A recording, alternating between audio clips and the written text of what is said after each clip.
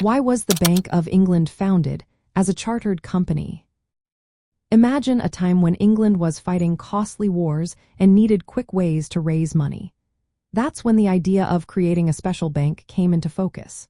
The year was 1694, and the government faced a big challenge. It needed to borrow a large sum of money fast to fund its war efforts against France. Instead of relying on traditional methods, it decided to set up a new kind of institution.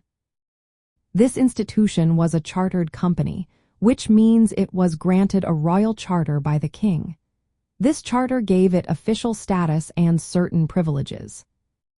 The main reason for founding the Bank of England as a chartered company was to raise funds from private investors. The government wanted to borrow £1 million to £100,000, which was a huge amount back then. To do this, it offered shares in the bank to the public. People from all walks of life, including merchants, tradesmen, aristocrats, and even women, could buy these shares. This made it easier for the government to gather the money it needed quickly. The bank promised to pay annual interest on these shares, and the interest was secured by specific government revenues. Creating the bank as a joint stock company with limited liability was a smart move. It meant that investors could buy shares without risking everything they owned if the bank failed.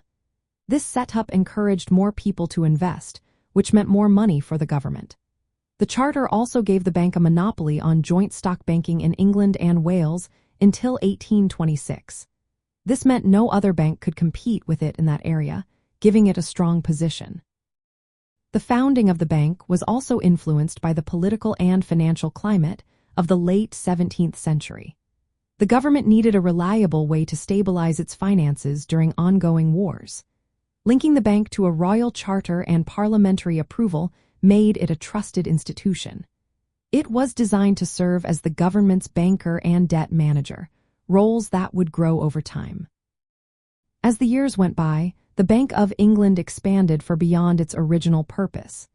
It started issuing banknotes, acting as a lender of last resort, and managing the country's gold reserves. But all these roles were made possible because it was first established as a chartered company. This structure gave it credibility, stability, and the ability to raise capital efficiently. In short, the Bank of England was founded as a chartered company to provide a dependable way for the government to raise money through private investment. It also formalized its status and privileges, helping it support England's military and financial needs during a turbulent period. This unique setup marked a major step forward in the development of modern central banking and influenced financial systems around the world.